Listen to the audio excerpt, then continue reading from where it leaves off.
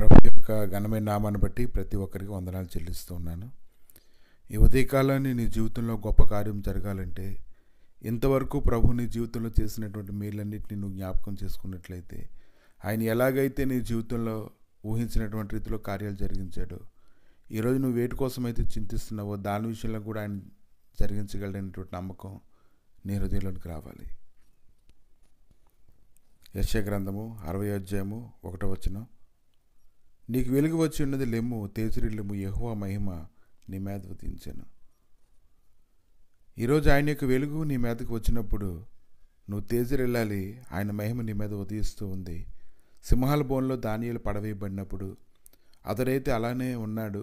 అతను ఎవరి యొద్ద కూడా విచారణ చేయలేదు, రాజును బ్రతిమాడుకోలేదు. కానీ అతడైతే జీవం కలిగినటువంటి దేవుని వైపు చూస్తూ ఉన్నాడు.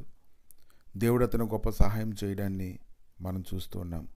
ఎఫ్సీలు రాసిన పత్రిక 6వ అధ్యాయము 12వ వచనం, మనం పోరాడినది శరీరులతో కాదు కానీ ప్రధానులతోనూ అధికారులతోనూ ప్రస్తుత అంధకార సంబంధులకు లోకనాథులతోనూ ఆకాశ మండలమందున్న దురాత్మల సమూహములతోనూ పోరాడుచున్నాము.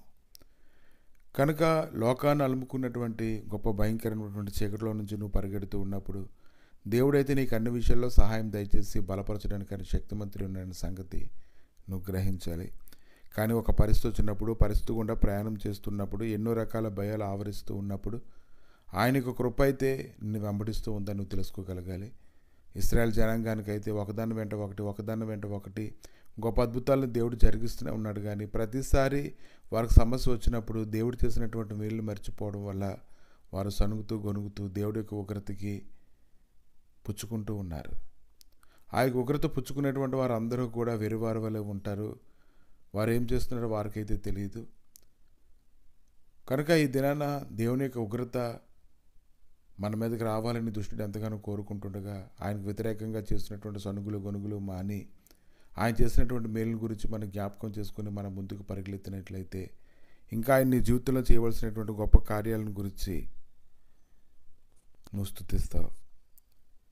కనుక ఈరోజు దేవునికి సజీవంగా అప్పగించుకోవలసినటువంటి వారమై ఉన్నాము. ఎవరైతే అలాగే దేవునికి సజీవంగా తమను తాము అప్పగించుకుంటారో, ఇంకా దైవ సన్నిధిలో పరిగెడుతూ ఉంటారు, విశ్వాసంలో పడిపోకుండా ఉన్నట్లు కాచుకొని ఉంటారు, అటువంటి వారందరి విషయంలో దేవుడు కార్యం చేయడానికి ఆయన శక్తిమంతుడు ఉన్నాడు. కాబట్టి ఉదయకాలాన్ని నువ్వు ధ్యానించినట్లయితే ఈ దినాన్ని జీవితంలో అద్భుతాలు ఆశ్చర్యకార్యాలు జరగాలంటే ఇంతవరకు దేవుడు నీ జీవితంలో చేసినటువంటి వాటికి నువ్వు ఎంత కృతజ్ఞత చూపిస్తున్నావో నువ్వు తెలుసుకొని ఆ కృతజ్ఞతలో ముందు కొనసాగడానికి నువ్వు ఇష్టపడినట్లయితే నీ గొప్ప మహిమ సన్నిధి, నీ గొప్ప బలము ఆయనే నువ్వు ఎరుగుతావు. అప్పుడు ఖచ్చితంగా దేవుడి యొక్క సన్నిధి నీకు తోడుగా ఉంటుంది. దానియేలుని సింహాల బోన్లో నుంచి ఎలాగైతే దేవుడు బయటకు తీసుకొని వచ్చాడో, అందరి ఎదుట కనపరిచాడో, అతని నూతనమైనటువంటి విశ్వాసాన్ని అతను ఎలాగైతే పెట్టాడో, ఈరోజు నీ జీవితంలో కూడా అటువంటి కృపని దేవుడు దయచేసి నిన్ను బలపరచును గాక. ప్రభువా, మీ దగిలిగి నష్టాలకు అప్పగించుకుంటుంటే ఇంతవరకు మా జీవితంలో చేసిన ప్రతి మేలుని బట్టి వందనాలు నాయన. ఇక ముందు కూడా నువ్వు చేయనటువంటి మేలుని బట్టి నీకు వందనాలు తండ్రి. వాక్యము, ప్రార్థన, సహవాసం బహుబలముగా ప్రతి ఒక్కరిలో పనిచేస్తుండక ప్రభా, నీ గొప్ప శాశ్వతమైన సన్నిధిని తోడుగా ఉంచి కృప చూపి నడిపించి బలపరచమని, ప్రతి విధమైన కీడులో తప్పించి నీ సహాయకరమైన సన్నిధి ప్రభా ఇది మొదలుకొని సదాకాలం తోడుగా ఉంచి నడిపించమని యేసుక్రీస్తు నామములు అడిగి వేడుకుంటున్నాము తండ్రి.